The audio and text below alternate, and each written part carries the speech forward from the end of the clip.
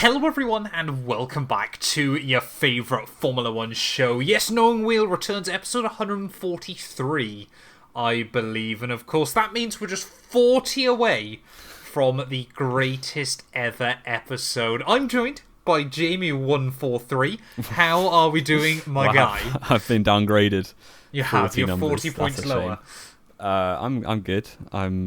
Was able to actually watch this race live, which is unreal. Don't get that very often. That is a shock. It was a treat because it was it wasn't a great race, really, was it? But you know what? We're here to talk about it anyway. Yes, yeah, exactly. Of course, we come back, whether it's good or for bad, we're always back with another Knowing Wheel episode. Of course, this weekend from Mexico City. Of course, pretty much everyone there is a fan of Checo. And obviously, if you didn't watch the Grand Prix, if this is for some reason the only way you get F1 news, and I'm slightly concerned. But of course we'll talk about how it wasn't quite the weekend Sergio would have wanted. Although that being said, how many times have we said that this season? But before we got into the weekend though, of course, Nico Hülkenberg, celebrating his 200th Grand Prix, copied Lando Norris from last weekend, didn't he? And just put a load of stickers on his helmet. Looked quite cool though, I thought. Yeah, it looked pretty cool. It was nice, and they did a nice video that I enjoyed very much on the 41 YouTube channel, with him and Will Buxton going through his career, which is very wholesome. And a lot of near misses. I've got to savour all I can get because he's only got about 2 years left. So you reckon he's got 2 years? Do you? Well, he's got at least 1 year, hasn't he? I reckon he'll blag his way to staying at Haas another year or something. Fair enough. And of course the other big one, which we kind of had speculation, we spoke about it a couple of weeks ago, was of course, the rumour that Sergio Perez could have announced retirement at the end of the season. But I think we'll discuss a bit more of that a little bit later on in the show. But of course, Mexico, we always say this, don't we, Jamie? It's kind of felt like an interesting track. Just because of how ridiculously high up it is. Obviously, 3 times higher than any other Formula 1 Grand Prix venue, 2,200 metres above sea level, which always just means we're basically talking about engine cooling and the fact that drivers can run a load of aero around here when it's really fast. And they also can't follow each other, which is great. So, no. Yeah, you saw the cars with huge openings around the engine and the side pods just to try and get the cooling done, and pulling out of the slipstream and stuff on the straights. I think is a good track if they took it and put it in like Northampton. So yeah, it's a shame that's where it is in Mexico City, but it's obviously a very high up place. And to be honest, yeah, it's never the most entertaining race just because the cars genuinely, you probably needed at least 1.5 seconds, 2 seconds delta to pass somebody. Which, with the field as close as it is, you don't really get that unless it's a Red Bull, unless it's Verstappen against somebody. Yeah, it is. It certainly is. We've said this so many years now. I think I remember us talking about this last year, where we were kind of there. Like we didn't quite know the physics behind it, but we were both hoping that Mexico would certainly be turned into a banger because of the ground effect last year, and it still hasn't really happened, to be completely honest, which is a shame. But, I mean, we've said this so many times, haven't we? Once Checo's gone, it's not going to be on the calendar anymore, is it? No. Same with Spain, to be honest. But, yeah. Yeah, Sainz is doing all right. Remember, Alonso left for a couple of years, and we kept it. All the time that Sainz is at Ferrari, it's probably safe. But if he drops back to the midfield, Alonso's gone, then maybe. Well, he'll go to Audi, won't he, is all the talk. Sainz and Joe, or Sainz and Hulk. God, you really do clutch at straws, don't you, my friend? That is alarming. But yeah, Friday running, of course, Ferrari, they were kind of apparently running a bit of a gamble. They weren't going to be swapping out an engine on the cars, despite the fact Charles Leclerc was already moaning about vibration. But it was fairly uneventful for the most part. There was nothing really to remember. First time in a while, it felt like they had 3 practice sessions to actually get setups done. Well, it is the first time in a month, isn't it? Yeah. Since what, Japan? And we also had the young drivers, didn't we, in FP1, all of them. So, and Ollie Behrman, Brit Ferrari, was the best of the lot in the Alfa Romeo. We love it. Yep, he's going to cook next season in F2. He certainly is, and I'd still love to do a Formula 2 show, but we just simply don't have the time because I feel like we would both wander on about that to no ends, would we? Yeah, I would just curse half the grid probably. So Pretty much. it's probably good for F2 that I don't do that. For the sake of the drivers, absolutely. But let's jump straight then into qualifying then, Jamie. And drama immediately from Q1, wasn't it? Because Lando Norris missed the cut. He did, and it was kind of a little bit his own fault and a little bit bad luck. But he only got one one run properly in, which he messed up the middle sector. He got a bit of oversteer at I think must have been around turn 8 or 9 or something like that. And yeah, didn't do a lap, was 3.5 seconds off the pace because he bailed on that one, and then came to the end of the session, and Fernando Alonso did his best Michael Schumacher impression and caused the yellow flag, which meant nobody behind him could improve, and one of those drivers behind him was indeed Lando Norris. And yellow flags were out at turn 3, so that was that really for anyone behind Alonso, because they had to back off obviously through the yellow flags. So yeah, that included Lando Norris, included Esteban Ocon as well, and Logan Sargent didn't even get to do a lap, so he was P20, which is kind of where he lives in qualifying this season. And yeah, Norris P19 in the grid. I think it's unfair to say Sargent lives in P20. Remember, Lance Stroll has also. Oh yeah, he's had a couple of last places, hasn't he? He's had quite a few last places this season, all things considered. But yeah, I mean, Alonso, you don't often see him make a mistake like that, do you? It seemed like quite a lazy spin in the end. I'm not suggesting it was definitely his best Michael Schumacher impression, but does Formula 1 need to implement the rule where if you cause... does Formula 1 need to implement the IndyCar rule that if you cause a red flag in qualifying, your best lap time is deleted? I guess the blurred line... Or a yellow flag or something like that. The blurred line you get there is what counts as cause. If you go off by yourself. I guess, yeah. Because you think about like Monaco 22, was it? When Perez crashed on his own, didn't he? To get pole, basically. Yes. Or to stay ahead of Max, wasn't it? Or something like that.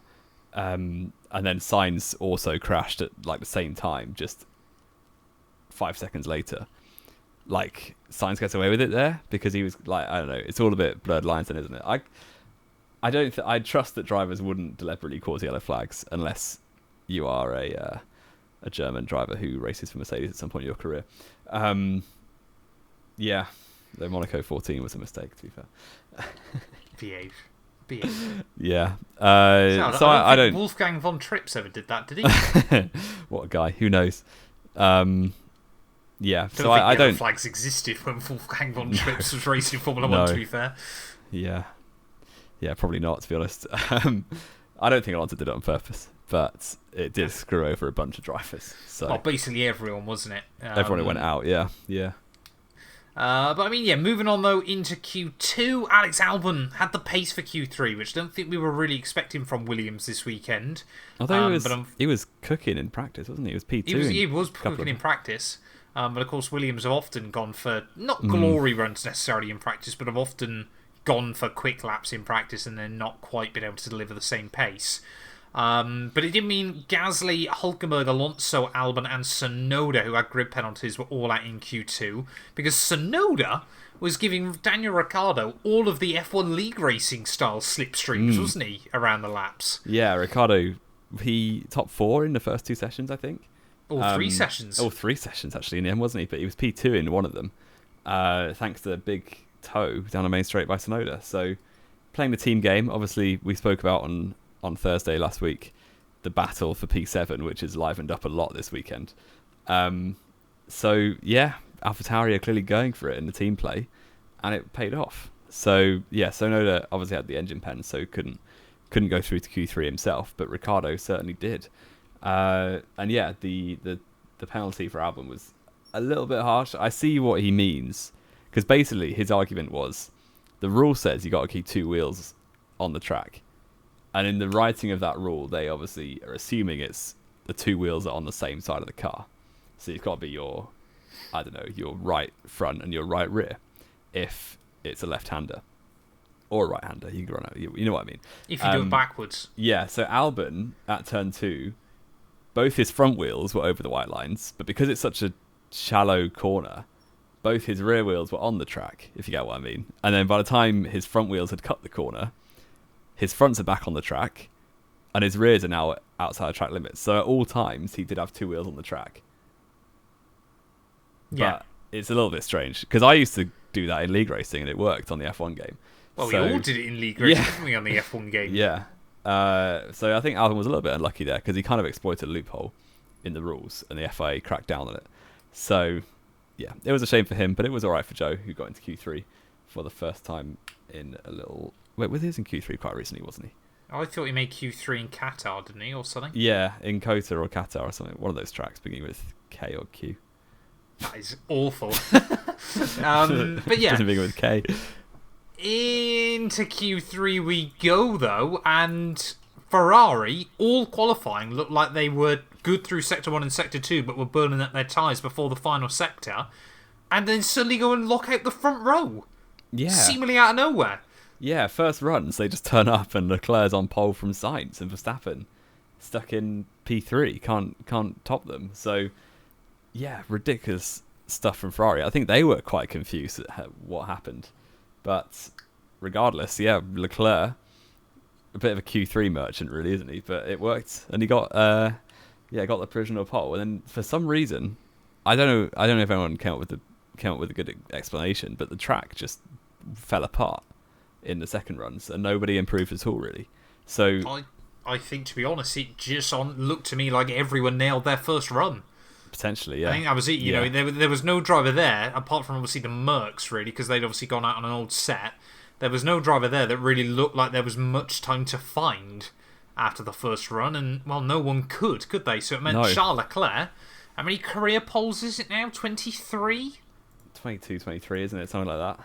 Madness. Absolute madness. Ferrari front row lockout, though. Is that the first time this season, or did they manage that in Singapore? Russell was on the front row in Singapore, wasn't he? So I think that's the first time this season, and they've had a front row lockout. Verstappen, obviously P3. Daniel Ricciardo beat Sergio Perez. Yes. Despite being an AlphaTauri. And no toe in Q3, obviously, because Snowden wasn't there. And Perez's home Grand Prix. Yeah, really, really bad news for Perez. With that kind of being the head-to-head, if you want to believe what the rumours are saying anyway. Yeah, not a great look to qualify P5 behind an AlphaTauri. Yeah, I think, to be fair, it's more on Ricciardo being really good. Well, Ricciardo's always gone well here. AlphaTauri have always gone well here. What was the gap from Perez to Max? It wasn't huge. 10th and a half. It was not much at all. That's really good. Yeah. So but maybe Ricciardo did better. Maybe it was just Ricciardo. Yeah, woke up on the right side of the bed. Well, it's the only time... Mexico is the only track other than Monaco he's ever taken a pole position at. Yeah, Ricciardo. 3 career poles, isn't it? Yeah, 2 at Monaco, 1 here. But I'm not saying that Perez is out of a seat, but I have heard he's been in conversations with Zhou Guanyu about some language lessons. Like learning Chinese ready for next year. But yeah, Hamilton, though, lined up in P6 ahead of Piastri, Russell, Bottas and Zhou there. You know, quite Alfa Romeo. I'm not saying that someone called it last week, but someone did tell us they'd be very, very strong around this circuit. I think I said that, didn't I? I believe you did, Jamie183. Well, there you go, double Q3. We don't talk about Sunday. Well, we do on this show, because we've got the race now to talk about. Jamie, talk me through the start. The race starts, and you've got Ferrari front row, Verstappen P3, and we've seen in the past P3's been a pretty handy place to start on the clean side of the track with the Never slipstream. Forget Bottas claiming he started P3. No, that was Russia, wasn't it? That was Bottas Russia. claimed he started P3 on P3 purpose. he gave Max a toe to out-qualify him. I think that maybe was true, to be fair, in 2021. That was not true. Oh, it's 2020, wasn't it? But yeah, anyway, this is 2023 Mexican Grand Prix, and you have Max Verstappen getting a very good launch straight through the middle of both Ferraris. Sainz is falling out of the picture. Leclerc and Verstappen side by side towards turn 1. Verstappen on the inside, Leclerc on the middle, and coming down the outside, you've got steamrolling his way from 5th on the grid, Sergio Perez, looking like he's got an actual good start for once, going for the lead of the race, and into turn 1, he just loses a bit of sense for a second, and it's game over straight away. Tries to go hero or zero, basically, and ends up as a 0 in the runoff area with no side pod. So yeah, immediately I was, to the people I was watching with, I was like, this is Perez's fault all the ends up, and the replay confirmed that. To be honest, it was Perez turning in to Leclerc, who had Verstappen on his inside and had nowhere to go. So yeah, very similar to what Hamilton did in Qatar. And Hamilton himself, I don't know if you saw the cool-down room. I did, yeah. Very funny from Hamilton saying he did a me in Qatar. Yeah, really, really bad from Perez. And that was that for his race and maybe his career. Who knows? Well, did you see the aerial shot of it down to turn 1? I would have seen it, but I don't recall. So he did even worse than Hamilton, because he literally took the racing line. He turned in. Where really obviously the tarmac is darker on the racing line. He turned in there into turn 1, despite the fact there were 2 cars. So he was barely going to lose space for Verstappen if Leclerc wasn't there. No, exactly. It was. I totally get why Perez went for it, but I will never quite understand, of course, because he went so badly wrong as to why he went for it the way he went for it. Because let's be fair, he probably, going into turn 1, went, I'm going to do what Max did in 2021. I'm going to be leading this thing. I'm going to win. Red Bull are going to keep me. Oh, I've taken Leclerc out and I'm now in the air. Yes, yeah. And I just think, even if, he just got he's under huge pressure, obviously. He's got, his career is in his hands, basically, for the next 4 races before the race. And yeah, he clearly wanted to go big or go home, basically, in his own home race. And he stayed home. And yeah, I just think, even if he took the lead, surely he thinks Max will still beat him. I think Max would absolutely still beat him. You can't as a Formula 1 driver. Yeah. You cannot believe if you get to that lead that you're going to lose it. It was just such a huge roll of the dice at the first corner of 71 laps. Well, the problem was with it, it was just overcommitted, far too brave, and poorly judged at the end of the day. Yeah. And, I mean, obviously all the rumours going into the weekend were, would Sergio Perez announce his retirement? It would not have surprised me if the plan was get a podium and announce it. That's gone. That opportunity's gone. I doubt that would have happened. It wouldn't have surprised me. It would not have surprised me. Especially, you see the video Red Bull put out Thursday? Yeah. It was very much like, we love Checo, let's stop abusing him, basically, wasn't it? It felt very, very out of place. As if it was a driver leaving kind of video. Exactly. That's what worries me. It just is. Yeah, and the rumour mill going around, there's so many drivers getting linked with that seat right now. Well, yeah, I mean, I was going to discuss this at the end of the episode, but as you brought it up, we may as well talk about it, haven't we? So I've seen, genuinely today, if you've got Twitter Blue, or X Blue, or whatever you want to call it now, today's the day to be making bait tweets about driver news, to get your impressions up so you get your payout by Elon. You should do it. I haven't got Twitter Blue, nor do I intend to. Unless I'm getting that 5 million impressions already, I've got no intention of getting Blue. What are the rumours we've seen? Alonso. So, Aston Martin, apparently Stroll is going to sell Aston Martin to Saudi Arabia, probably Aramco. And then Alonso and Perez are going to swap. Can I see Checo going back? Not really, to be honest. I could. I think there's a sour taste in his mouth over the way his contract was negotiated. He was treated quite badly, wasn't he? Wins a race and gets dropped. Well, for daddy's son and all this, that and the other, despite basically keeping that team afloat for years. Yeah. Through his own back. My preferred choice would be Lando Norris to get the Red Bull seat. Will happen at some point in the world, but probably not this year. Obviously, Daniel Ricciardo kicking it around and did a good weekend. Out-qualified Perez, out-raced Perez. The likely option. Probably, yes. Who else have we seen? The best one I've seen so far, actually, Jamie. This doesn't quite relate to Red Bull, but it is. I genuinely saw this earlier on. Apparently, Toyota and McLaren, between them, are going to buy out Audi's Sauber deal and turn it into a Toyota Gazoo Racing McLaren weird thing with two Kamui Japanese drivers. To be fair, Kamui Kobayashi does manage their LMDH program. That No, but he was that as a isn't driver, the most wasn't it? ridiculous bit. No, he wasn't going to be a driver. He was going to be the Okay. manager. That isn't worryingly, that isn't the most ridiculous bit out of all of this. The most ridiculous bit was it was going to be two Japanese drivers with exactly 0 Formula 1 experience between them. Nice. And the Bit of last Super time... Aguri. Exactly. I was thinking that just gives off Super Aguri vibes with the Toyota name. So much going on in the rumour mill. Yeah, None I saw a of it little Leclerc true. to Red Bull as well. Which, Oh, that won't happen. no, never. Unless he literally wants to go there to make sure Verstappen doesn't get many pole positions. Yeah, Hamilton's record's intact. Exactly. To be fair, Leclerc and Verstappen must be quite similar on the poles. Verstappen will have more, surely. Must be around Verstappen's 30. Close to 40, I would have thought. Let's have a quick look. Verstappen is on 30 pole positions. Leclerc's on 22. Oh, dear me. That's insane. And then it's we've said it 51 before, wins to haven't we? 4. Oh. All right, we we've should said get it back to before, the race, haven't we? probably. Leclerc is one of the best one-lap qualifiers we've got at the moment. But Yeah. he's... It's such a shame the races are more than 1 lap long. Exactly. But I mean, yeah, to be honest, the early laps were a bit of a slow burn, weren't they? We kind of learnt that, unless you were in a Red Bull, you were really actually struggling, obviously, to get past cars down the straights. So one of the only good thing that's happened from these new regulations, of course, is how well drivers can slipstream. And obviously in Mexico, that doesn't happen. So Hamilton, it took him forever to get past Danny Rick. But it kind of all started kicking off, didn't it, by about lap 20 when Max was one of the first cars in.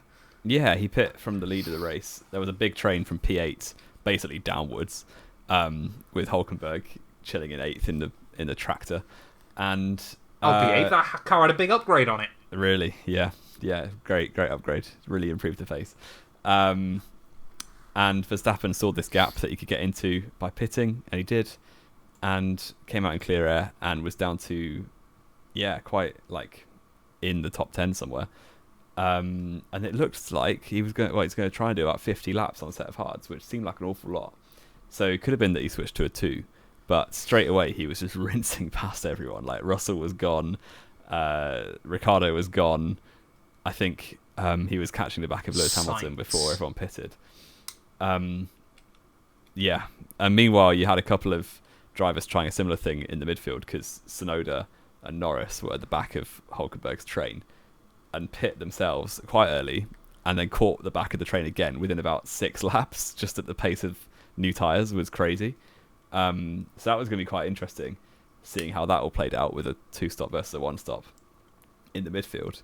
And then that was all ruined because there was a red flag mid-race, thanks to the other Haas of Kevin Magnussen having a pretty nasty crash due to a suspension failure. So, yeah, that was a shame because the race, I don't know, the strategies were bubbling away fairly nicely. You had a bit of variation there, a lot of differences of tyre choice, and obviously the red flag means everyone can change. So that's what they did. Magnussen was okay, looked quite shaken afterwards, but it was a massive left rear failure that spun him into the barriers in the middle sector. Really high speed, quite ferocious forces going on. And yeah, there was a safety car, which a few drivers pit for a free stop, but then that was obviously nullified when the red flag came out anyway. Yeah, I mean, it was a odd little... We don't see many failures like that anymore, do we? It kind of reminds me of the 2000s. Yeah. The way that suspension went. But, yeah, frustrating, I'm sure, for Haas, of course, with that big upgrade that they spoke about last weekend at Kota. Still, really, haven't quite seen the full potential of that. Surprised you didn't shout at Hulkenberg, because he had a mega start, and I still don't think I've seen how. Because he made up like 5 places, didn't he, at the start of the Grand Prix? P12 to 8. Yeah. And obviously one of gained. those was Perez. Yeah. Still 3 places, though, gained off the start in the midfield. It's pretty good going. And it's unlike me to give Hulkenberg a shout out on do the it. show. But it did mean, of course, that pretty much near enough, like halfway exactly through the Grand Prix, wasn't it? Yeah. So everyone obviously was given a free stop. It was interesting, though, for a couple of drivers, of course, because for the likes of Lando Norris, he didn't have a set of hard compound tyres left to use. Neither did Zhou Guanyu, who was actually on the cusp of points before the red flag, but there we go. Yeah, and Lewis Hamilton as well, rather oddly, decided to restart on mediums, didn't he? Which looked like a bit of a gamble. It is Mexico, though, so it didn't really make much difference, because Off for the second restart, Hamilton just jumped Leclerc as Max. Really good move. Stuff. Yeah, it was a good move. Really good move down into There's me bigging up Hamilton. What is going on today? It's mad today, isn't it? Yeah, nice. Verstappen just walked off. He won it.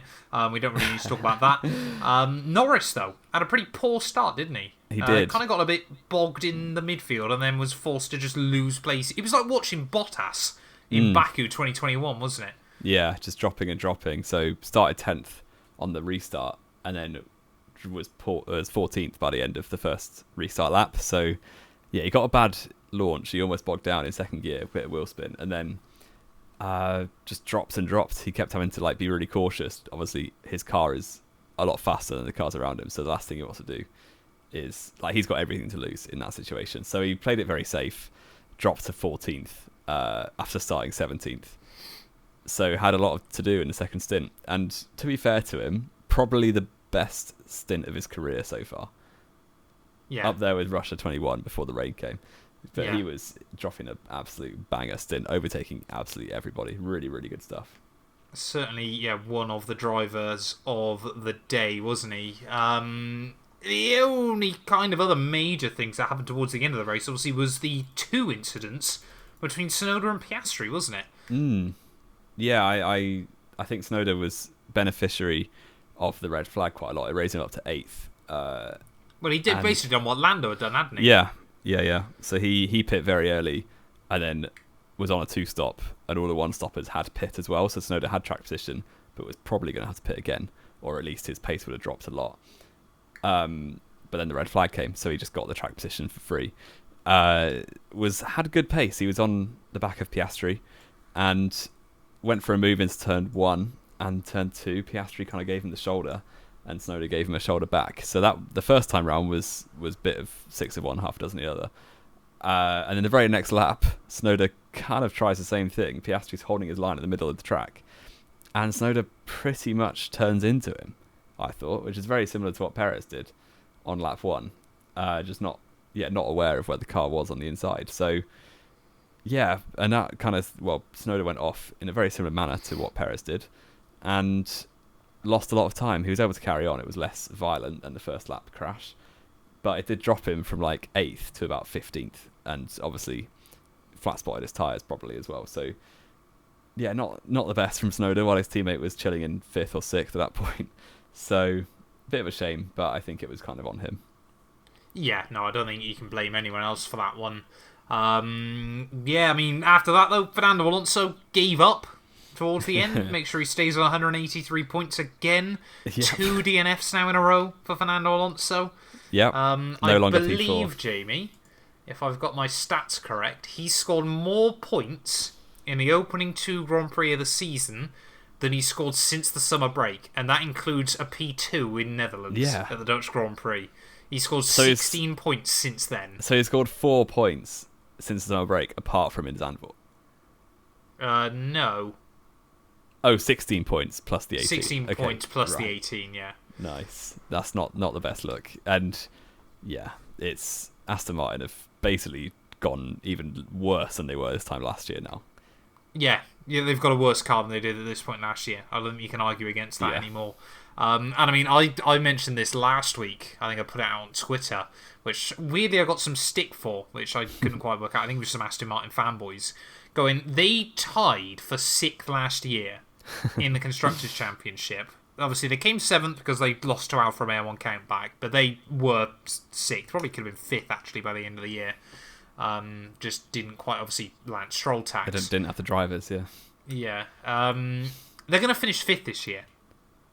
Obviously, it's more prize money, but when it could have been, 3rd or 4th, it's a lot of lost opportunities, isn't it, again, for Aston Martin? And, let's be fair, if you're going to have a driver that's vocal about a team not delivering, it's going to be Fernando Alonso. Indeed it is. And he's basically scored a lot of those points on his own, hasn't he? Most of them. Yeah, Stroll's on 53, and Alonso's on 183. What a number. Yeah, it's rough times for Aston Martin, but yeah. Is Alonso not very good at developing a car, though? I'm going to play devil's advocate for a second. I mean, that's just I don't know. Don't get me wrong. We don't fantastic work for the driver. teams. We don't Fantastic work for the teams. driver. But he does often struggle to get more out of a car at the end of a season than at the start. Potentially. I prefer not to speak. If I speak, I'm in big trouble. All I'm saying. Stroll and Bottas had a nice crash towards the end. To be honest, it was quite nice to see, because, I mean, Stroll, that was a pretty disgusting dive bomb, wasn't it, on Bottas? Yeah. It is Valtteri Bottas, though, so he gave him the room, and then Bottas remembered it was Lance Stroll, so he just didn't let him get turned in on, and then took Lance out, which... Yeah. Did he get a penalty for that in the end? He did. He got 5 seconds for. I don't believe that was fair. I don't see where Bottas else could go, really. I guess just bail out. Well, apart from backing out, but... Yeah. I don't really feel like, because how badly he got dive bombed into the corner before, and a corner we never see overtakes on, I don't think that should have been a penalty for Bottas. The last overtake I can remember at that corner was Max on Bottas, when Max got a puncture from it, didn't he? Yes. In 2019, when Max got pole and then told the stewards he sped under yellow flags. Yeah, bizarre. Yeah. Bizarre. Do we another thing know going what on. happened to Logan Sargent? I don't. Williams tweeted something. But he was Got running bored? P13, and yeah, the fireworks were obviously off because Verstappen had won the race about a minute before Sargent was coming around the final corner, and Sargent just bailed into the pits rather than take the checkered flag, and yeah, okay, so they're saying a fuel pump issue, but surely if you've done 71 laps and 12 corners, you can do 71 laps and 13 corners. Well, I mean, he would have technically crossed the finish line anyway to get back to the pits, wouldn't he? I guess they just didn't want to do any extra lap. Maybe. For whatever reason. Perhaps he was going to get disqualified if he didn't have enough fuel or something like that. Potentially. But even so, it was a bit weird. Gave Hulk another place up to P14, though, we move. Well, I guess if he's on 1 point anyway, he can't lose to anyone, can he, in the championship now? Because the only person with no points is Nick de Vries. Unless someone new turns up, you know. But who's going to... Yeah, someone gets COVID. So I don't think that would matter anymore, would it? No, unless they felt really ill. Yeah. Very, very another thing happened. Ocon was being the cockiest guy in the whole Oh, planet. yeah! That was so dumb. It actually made my skin crawl a little bit. How many laps did it take him to overtake him? He was like, won the Haas, I'm going right? for it. And it took him like 15 more laps or something to overtake. Have you ever seen the meme that used to go around? Of Deji? No. Oh. Don't think so. What meme were you going to suggest? Deji out, like, trying to prank his dad or something, holding the cream at the door. No. And he's like, waiting for my quite. dad to come home so I can slap him in the face. And it's like day 1 and then day 3,000. No, I was thinking of the one where the guy is... Where someone obviously says, like, threatens him, and he goes, oh, shiver me timbers, I'm so scared. That was what it was like when Ocon did that. Ocon was like, it's just so you won the dumb. Haas, I'm going for it. And then every single lap, he was within 8/10 and didn't go for it. It was almost as bad as Daniel Ricciardo firing that gun at Tsunoda last year, and then taking him out. Yeah. Formula 1 drivers don't deserve to be as confident as they are, I think. Yeah, It but is the lesson we learned from Hulkenberg, he deserved P10, but they put him on mediums for 37 laps. And Well, the tyre Hamilton wear, and Norris did well with it. yeah, have you seen the Haas this year? It does about 2 laps and then the tyres are done. It does destroy tyres like So I was nothing quite else. sad after that because he deserved a point on his 200th race, and the tyres at the end were just all over the place. That's kind of what caused Bottas and Stroll to crash because they were both trying to avoid Hulk. Yeah, it was very sad, but we take the wind tunnel time. They're P10 now. Get in. They are, which is alarming when we talk about Haas, isn't it? Because that's been the other rumour, hasn't there, about a potential team being sold. Could Haas be that team? Maybe. Wouldn't Could surprise they me. just be sold to Andretti? Nah, I don't think. Andretti are too far down the line now, aren't they, to overtake someone else? Cheaper As in way they're- of doing it. But they're already committed to getting their own factory and stuff, so it'd be quite hard to bail out of that now. Yeah, but you don't have to pay the £650 million entry fee, do you? Yeah, but it's already done. That's No, it's not. That's signed and delivered, isn't it? I thought. No. What was the the bit teams they haven't did? agreed what that entry it was fee the is, FAA, yeah. wasn't it? Yeah. Yeah, the FIA have said, you might be able to start a Formula 1 team. Yeah. Very, very confusing Very and odd. convoluted. It did mean, though, Alex Albon 2 points for Williams. It's the first time in 6 years they've scored points in 3 Grand Prix in a row. Really? Since Felipe Massa in 2017. Wow. And I believe that was early in 2017 early, as well. Yeah, I think he scored points in his first 3 races. He was quite good. Massa back in those days. Yeah. Ricardo almost got Russell at the end, which is quite funny. We didn't get to see it. Who's just chilling 25 seconds off Lewis on better tyres. Yeah, there you what's go. happened to Russell, man? Fraud what's happened to Russell this year? Yeah, I mean, to be fair, since the summer break, he has still scored more points than Sergio Perez. But he has also scored less points than Oscar Piastri. So, swings and roundabouts. And only 18 more than Pierre Gasly. Gasly's been in good form recently. Well, Gasly had a podium at the Netherlands, didn't he, as well? Which, I don't believe Russell's had a podium in the second half of this year. He should have had at Singapore. Should have, there, yes. He did. No, he didn't at Qatar, did he? I thought he did. Did he not? Double McLaren, wasn't it? Yeah. Has George Russell not scored a podium since the summer break? I'll do some research. I don't believe he has. Because he didn't at Japan, because that was, again, double McLaren. His last podium and only podium of the year was in Spain. Yeah. I was going to say, I don't think he's got another podium. Get him out. Wild. And people still think he's better than Lewis. Shocking.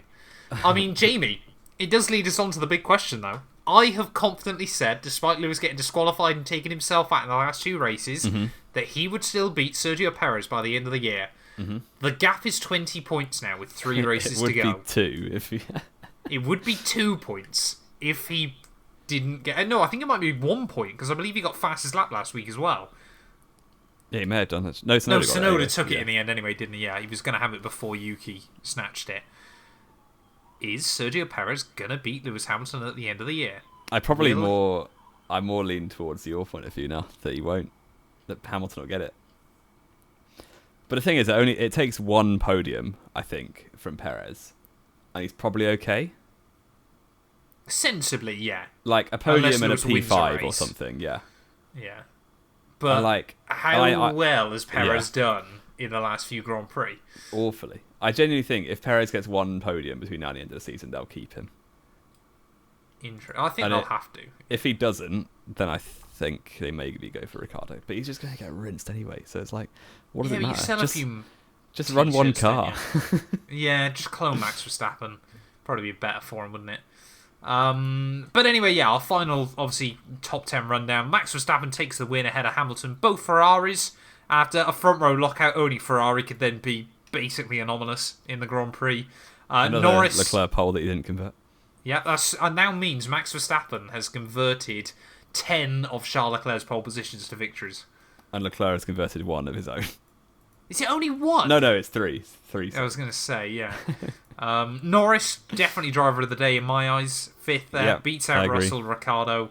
Piastri, a bit of a shame. Had a bit of a quiet race in the end. I thought you might have a real chance to shine with Lando down the order, but Lando clearly, kicked on yesterday, Sunday, by the time the show goes out.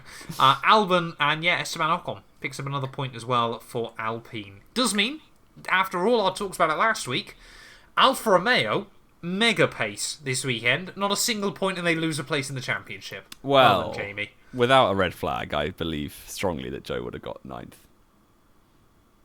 So, do you? I think he was definitely on the cusp of it. He was around in the right area. Do you think he would have beat Lando? No. So maybe 10th then. Yeah, okay. He probably would have been ahead of Ocon and that lot. But Okay.